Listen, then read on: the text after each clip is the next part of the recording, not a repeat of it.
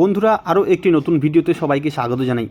আজকে আমরা এই ভিডিওতে আরআরবি এনটিপিসি পরীক্ষা প্রস্তুতির জন্য একটি খুবই গুরুত্বপূর্ণ ইতিহাসের ক্লাস করতে চলেছি, যেখানে 50টি বিগত বছরের পরীক্ষায় আসা 50টি প্রশ্ন নিয়ে আমরা আলোচনা করব।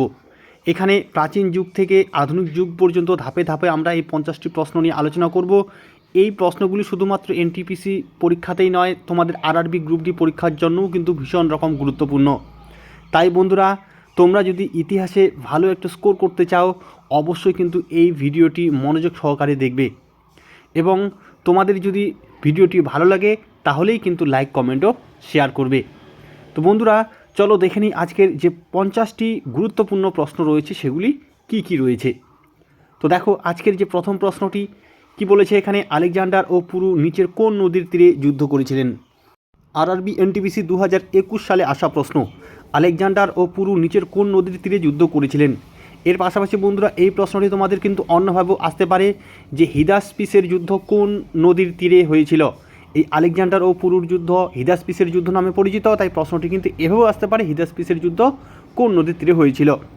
অপশনগুলি রয়েছে গঙ্গা, রাভি, সিন্ধু, ঝিলাম। তাহলে কোন অপশনটি সঠিক হবে? বন্ধুরা, আজকের প্রথম প্রশ্নের সঠিক উত্তরটি হবে অপশন ডি, ঝিলাম। আলেকজান্ডার ও পুরুর মধ্যে যে হিদাসপিসের যুদ্ধ হয়েছিল তা ঝিলাম নদীর তীরে কিন্তু হয়েছিল। অপশন ডি হবে এখানে সঠিক উত্তর। চলো দ্বিতীয় প্রশ্নটি দেখে নিই। দ্বিতীয় প্রশ্ন দেখো কি বলেছে, নিম্নোক্ত কোনটি মগধের রাজধানী? বৈশালী, রাজগৃহ, উজ্জয়িনী না কৌশাম্বী? তাহলে কোনটি মগধের রাজধানী? বন্ধুরা, প্রথমে তোমরা নিজেরাই কিন্তু চেষ্টা করবে এবং মিলিয়ে নেবে এই 50টি প্রশ্নের মধ্যে তোমরা কয়টি প্রশ্নের উত্তর ঠিক করতে পারলে, এবং কমেন্ট করে কিন্তু অবশ্যই জানাবে। এই প্রশ্নের সঠিক উত্তরটি হবে অপশন বি, রাজগৃহ। মগধের রাজধানীর নাম হলো রাজগৃহ। পরের প্রশ্ন, গৌতম বুদ্ধ সারনাথে তার 5 জন শিষ্যকে প্রথম ধর্মোপদেশ দেন, এই ঘটনা কি নামে পরিচিত? এটি কিন্তু ভীষণ রকম গুরুত্বপূর্ণ প্রশ্ন যে কোনো কম্পিটিটিভ এক্সামের জন্য। তো দেখো, এখানে 4টে অপশন রয়েছে, ধর্মচক্র প্রবর্তন, মহাপরিনির্বাণ, মহাবিনিষ্ক্রমণ, নিরঞ্জন। তাহলে গৌতম বুদ্ধ তার শিষ্যদের যে ধর্মোপদেশ দিয়েছিলেন সারনাথে, এই ঘটনা কী নামে পরিচিত? এই প্রশ্নটি কিন্তু অন্যভাবেও আসে যে গৌতম বুদ্ধ তার শিষ্যদের প্রথম ধর্মোপদেশ কোথায় দিয়েছিলেন, অর্থাৎ এখানে কিন্তু স্থানটির নাম জানতে চাওয়া হয়। গৌতম বুদ্ধ তার শিষ্যদের সারনাথে প্রথমে ধর্মোপদেশ দিয়েছিলেন, তো এই যে ধর্মোপদেশ তিনি দিয়েছিলেন সেটি কী নামে পরিচিত? এই প্রশ্নের সঠিক উত্তরটি হবে অপশন এ, ধর্মচক্র প্রবর্তন। গৌতম বুদ্ধ সারনাথে তার 5 জন শিষ্যকে যে প্রথম ধর্মোপদেশ দিয়েছিলেন সেই ঘটনা ধর্মচক্র প্রবর্তন নামে পরিচিত। অপশন এ হবে সঠিক উত্তর। পরের প্রশ্ন দেখো, আরও একটি ভীষণ রকম গুরুত্বপূর্ণ প্রশ্ন দেখো, নিম্নোক্ত কোন তথ্যটি সঠিক নয়? এখানে 4টে তথ্য দেওয়া রয়েছে, এর মধ্যে কোনটি সঠিক নয়? অপশন এতে কী রয়েছে দেখো, বৌদ্ধ শাস্ত্রগুলি পালি ভাষায় রচিত, গৌতম বুদ্ধ নেপালে জন্মগ্রহণ করেন, উপগুপ্ত অশোককে বৌদ্ধ ধর্ম গ্রহণের জন্য উৎসাহিত করেন। অপশন ডি, চরক ছিলেন গৌতম বুদ্ধের ব্যক্তিগত চিকিৎসক। তাহলে এখানে কোন তথ্যটি সঠিক নয়? বন্ধুরা, এখানে অপশন ডি, চরক ছিলেন গৌতম বুদ্ধের ব্যক্তিগত চিকিৎসক, এই তথ্যটি কিন্তু সঠিক নয়। এই চরক হলেন কুষাণ সম্রাট কনিষ্কের রাজ দরবারের চিকিৎসক। তাই এই অপশন ডি হবে এখানে সঠিক উত্তর। অপশন এ, বৌদ্ধ শাস্ত্রগুলি পালি ভাষায় রচিত, এটিও কিন্তু ঠিক। গৌতম বুদ্ধ নেপালে জন্মগ্রহণ করেন, এটিও ঠিক। এবং উপগুপ্ত অশোককে বৌদ্ধ ধর্ম গ্রহণের জন্য উৎসাহিত করেন, এই তথ্যটিও ঠিক। অর্থাৎ অপশন এ, বি এবং সি এই 3টি তথ্য সঠিক। অপশন ডি কিন্তু সঠিক নয়। অপশন ডি হবে সঠিক উত্তর। পরের প্রশ্ন, কোন শিলালিপিতে অশোকের কলিঙ্গ যুদ্ধের বিজয়ের বর্ণনা করা হয়েছে? ত্রয়োদশ, দশম, প্রথম না চতুর্থ? এখানে মনে রাখবে বন্ধুরা, মৌর্য সম্রাট অশোক এবং কলিঙ্গ রাজার মধ্যে 261 খ্রিস্টপূর্বাব্দে এই কলিঙ্গ যুদ্ধ সংঘটিত হয়েছিল। তো অশোকের এই কলিঙ্গ যুদ্ধের বর্ণনা কোথায় রয়েছে?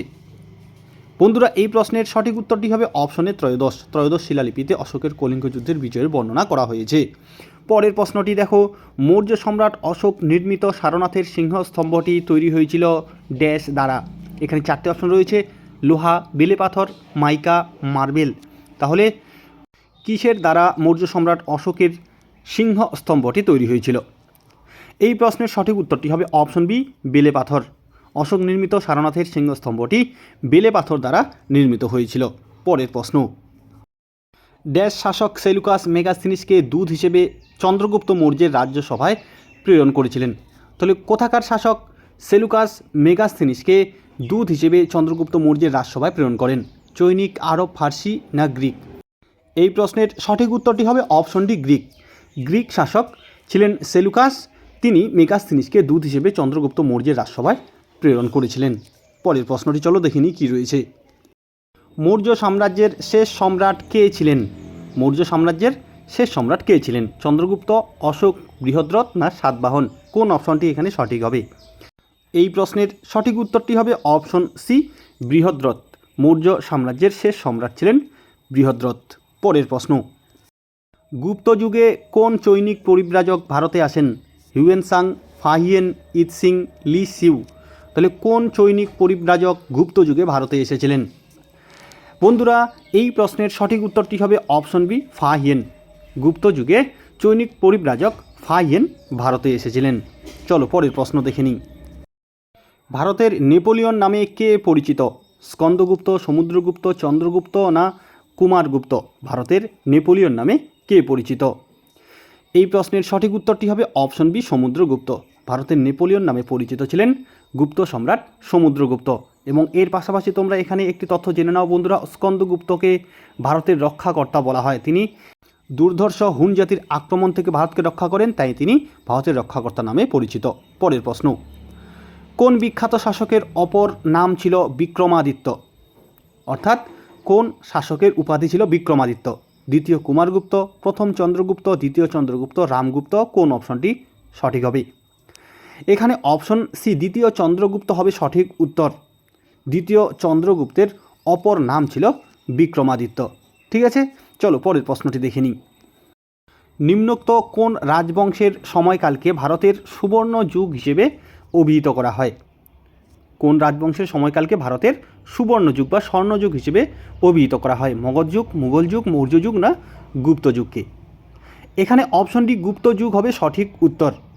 ভারতে গুপ্ত রাজবংশের সময়কালকে ভারতের সুবর্ণ যুগ বা স্বর্ণ যুগ হিসেবে অভিহিত করা হয়। অপশন ডি হবে সঠিক উত্তর। পরের প্রশ্ন, বোম্বেতে কত সালে প্রার্থনা সমাজ প্রতিষ্ঠিত হয়? বোম্বেতে কত সালে প্রার্থনা সমাজ প্রতিষ্ঠিত হয়? 1897, 1597, 1667, 1867? তাহলে কোন অপশনটি সঠিক হবে? এখানে অপশন ডি, 1867 সালে। বোম্বেতে 1867 সালে প্রার্থনা সমাজ প্রতিষ্ঠিত হয়েছিল। এবং এর সাথে বন্ধুরা অবশ্যই মনে রাখবে 1867 সালের 31শে মার্চ এই প্রার্থনা সমাজ প্রতিষ্ঠা করেছিলেন আত্মারাম পাণ্ডুরঙ্গ। এবারের প্রশ্ন, সার্ভেন্টস অব ইন্ডিয়া সোসাইটির প্রতিষ্ঠাতা কে? স্বামী দয়ানন্দ সরস্বতী, বালগঙ্গাধর তিলক, জ্যোতিবা ফুলে, Gopal Krishna Gokhale? Servants of India সোসাইটির প্রতিষ্ঠাতা কে?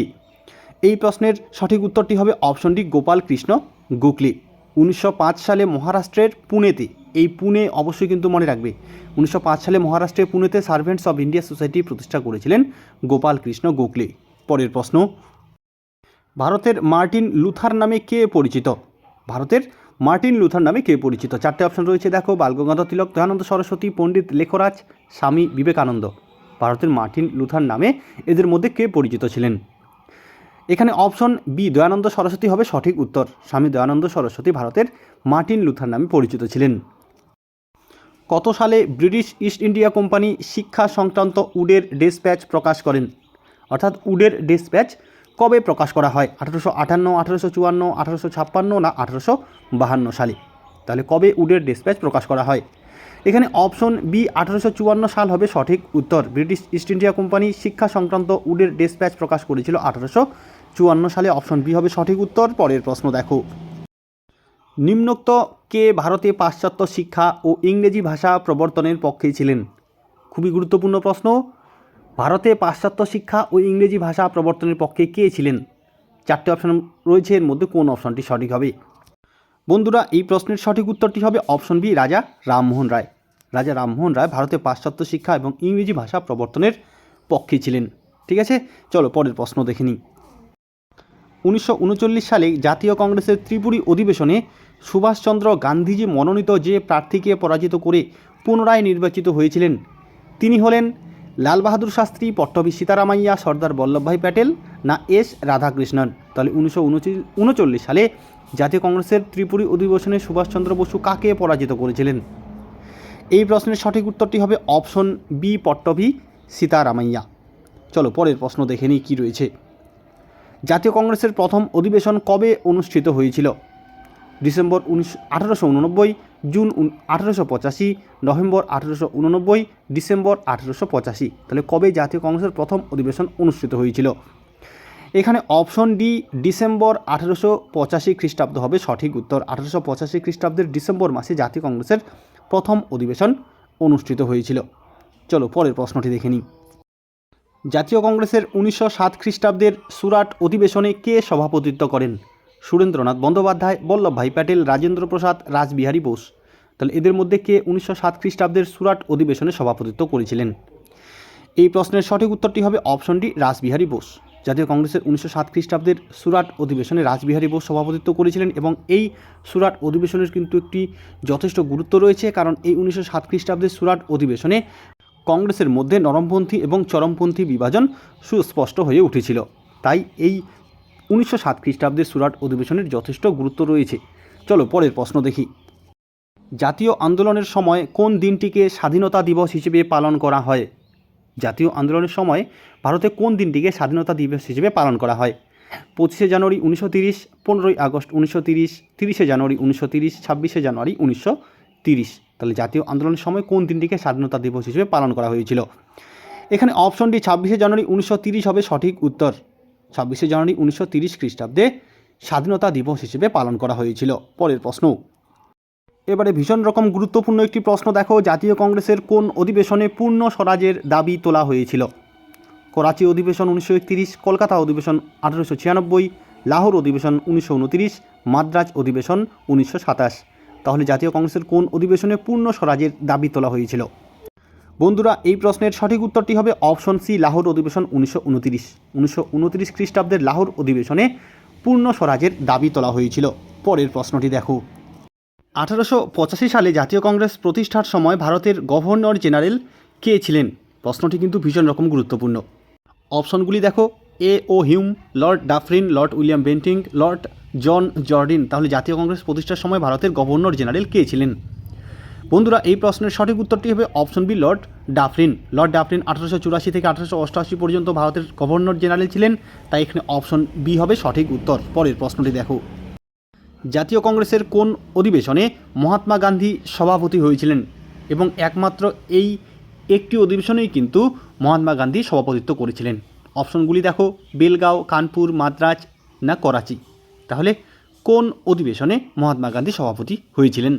বন্ধুরা এই প্রশ্নের সঠিক উত্তরটি হবে অপশনে বেলগাঁও। 1924 সালে বেলগাঁও অধিবেশনে মহাত্মা গান্ধী সভাপতি হয়েছিলেন। পরের প্রশ্ন। ভারতীয় জাতীয় কংগ্রেসের কোন অধিবেশনে জাতীয় সঙ্গীত প্রথম গাওয়া হয়েছিল? 1911 কলকাতা অধিবেশন, 1907 সুরাট, 1916 লখনৌ অধিবেশন, 1917 কলকাতা অধিবেশন। তাহলে জাতীয় কংগ্রেসের কোন অধিবেশনে জাতীয় সঙ্গীত প্রথম গাওয়া হয়েছিল? এই প্রশ্নের সঠিক উত্তরটি হবে অপশন এ 1911 কলকাতা অধিবেশনে। ভারতীয় জাতীয় কংগ্রেসের কলকাতা অধিবেশন, যেটি 1911 খ্রিস্টাব্দে অনুষ্ঠিত হয়েছিল, সেই অধিবেশনে জাতীয় সঙ্গীত জনগণ মন অধিনায়কও কিন্তু প্রথম গাওয়া হয়েছিল। পরের প্রশ্ন। ভারতীয় জাতীয় কংগ্রেসের প্রথম মহিলা সভানেত্রী কে ছিলেন? Nellie Sengupta, Indira Gandhi, Annie Besant, Sarojini Naidu. তাহলে ভারতীয় জাতীয় কংগ্রেসের প্রথম মহিলা সভানেত্রী কে ছিলেন? এই প্রশ্নের সঠিক উত্তরটি হবে অপশন সি অ্যানি বেসান্ত। ভারতীয় জাতীয় কংগ্রেসের প্রথম মহিলা সভানেত্রী ছিলেন অ্যানি বেসান্ত। এবং এর সাথে এখানে অবশ্যই মনে রাখবে, ভারতীয় জাতীয় কংগ্রেসের প্রথম ভারতীয় মহিলা সভানেত্রী, অর্থাৎ ভারতীয়দের মধ্যে যিনি প্রথম জাতীয় কংগ্রেসের সভানেত্রী হয়েছিলেন তিনি হলেন সরোজিনী নাইডু। এবং যদি প্রশ্ন আসে ভারতের জাতীয় কংগ্রেসের প্রথম মহিলা সভানেত্রী, এখানে ভারতীয় কথা উল্লেখ থাকবে না, তখন কিন্তু উত্তর হবে অ্যানি বেসান্ত। চলো পরের প্রশ্নটি দেখো। ভারতের শেষ গভর্নর জেনারেল কে ছিলেন? C Rajagopalachari, Warren Hastings, Mountbatten, Edward Law. ভারতের শেষ গভর্নর জেনারেল কে ছিলেন? এই প্রশ্নের সঠিক উত্তরটি হবে অপশন এ সি রাজাগোপালাচারী, অর্থাৎ চক্রবর্তী রাজাগোপালাচারী ছিলেন ভারতের শেষ গভর্নর জেনারেল। পরের প্রশ্ন। এবারের প্রশ্নটি দেখো কি রয়েছে। স্বাধীন ভারতের প্রথম গভর্নর জেনারেল কে ছিলেন? আমরা এর আগের প্রশ্নটি পড়লাম, ভারতের শেষ গভর্নর জেনারেল কে ছিলেন। এবারে বলেছে স্বাধীন ভারতের প্রথম গভর্নর জেনারেল কে ছিলেন? C Rajagopalachari, Warren Hastings, Mountbatten, William Bentinck. কোন অপশনটি সঠিক হবে? এখানে বন্ধুরা অপশন সি মাউন্টব্যাটেন হবে সঠিক উত্তর। স্বাধীন ভারতের প্রথম গভর্নর জেনারেল ছিলেন মাউন্টব্যাটেন। এবং শেষ গভর্নর জেনারেল হলেন শ্রী রাজা গোপালাচারী। পরের প্রশ্নটি দেখো, সিপাহী বিদ্রোহের সময় ভারতের গভর্নর জেনারেল কে ছিলেন? Lord Canning, Warren Hastings, Lord Cornwallis, Lord Dalhousie. সিপাহী বিদ্রোহের সময় ভারতের গভর্নর জেনারেল কে ছিলেন? এখানে অপশন এ লর্ড ক্যানিং হবে সঠিক উত্তর। সিপাহী বিদ্রোহের সময় ভারতের গভর্নর জেনারেল ছিলেন লর্ড ক্যানিং, এবং এই সিপাহী বিদ্রোহের পরেই কিন্তু গভর্নর জেনারেলের পদটি ভাইসরয়ের পদে রূপান্তরিত হয়, এবং ভারতের প্রথম ভাইসরয়ও কিন্তু ছিলেন এই লর্ড ক্যানিং। ঠিক আছে, পরের প্রশ্ন, 1947 সালে ভারতের স্বাধীনতার সময়কালে ব্রিটিশ ভারতের গভর্নর জেনারেল কে ছিলেন? Lord Willingdon, Lord Mountbatten, Lord Irwin, Lord Linlithgow. কোন অপশনটি সঠিক হবে? তাহলে ভারত যখন 1947 সালে স্বাধীনতা লাভ করে সেই সময়কালে ব্রিটিশ ভারতের গভর্নর জেনারেল কে ছিলেন? বন্ধুরা, এই প্রশ্নের সঠিক উত্তরটি হবে option B, lord Mountbatten. Lord Mountbatten 1947 সালে ভারতের স্বাধীনতার সময়কালে ব্রিটিশ ভারতের গভর্নর জেনারেল ছিলেন। ভারতে স্থানীয় স্বায়ত্তশাসনের জনক নামে কে পরিচিত? অর্থাৎ ভারতে স্থানীয় স্বায়ত্তশাসনের জনক কাকে বলা হয়? অপশনে রয়েছে Lord Ripon, Lord Minto, Lord মেও, লর্ড কার্জন। তাহলে ভারতে স্থানীয় স্বায়ত্তশাসনের জনক কাকে বলা হয়? এই প্রশ্নের সঠিক উত্তরটি হবে অপশন এ, লর্ড রিপন। ভারতে স্থানীয় স্বায়ত্তশাসনের জনক বলা হয় লর্ড রিপনকে।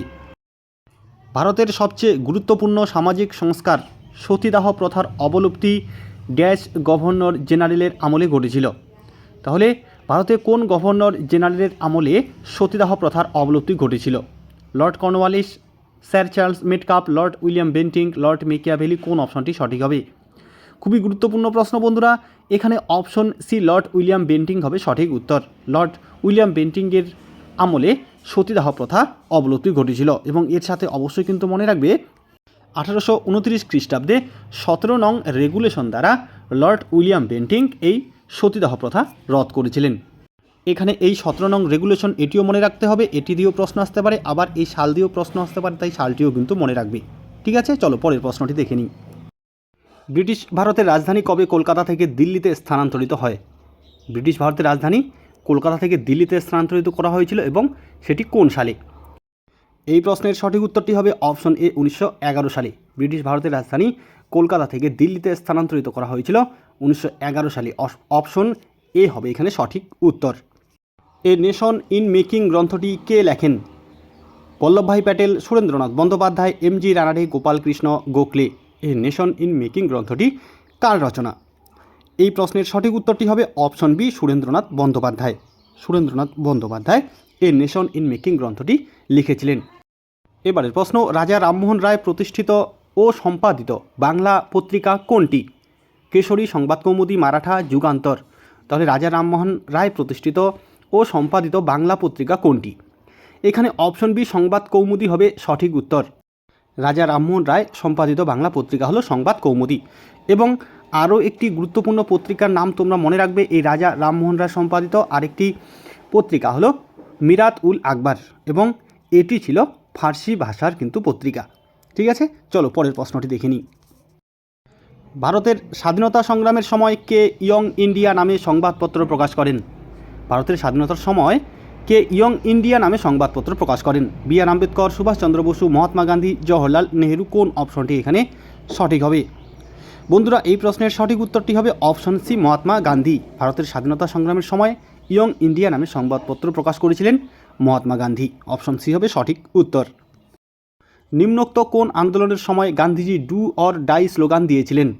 নিম্নোক্ত কোন আন্দোলনের সময় গান্ধীজি ডু অর ডাই অর্থাৎ করব অথবা মরব এই স্লোগান দিয়েছিলেন? হোমরুল আন্দোলন, অসহযোগ আন্দোলন, ভারত ছাড়ো আন্দোলন না গদর আন্দোলন?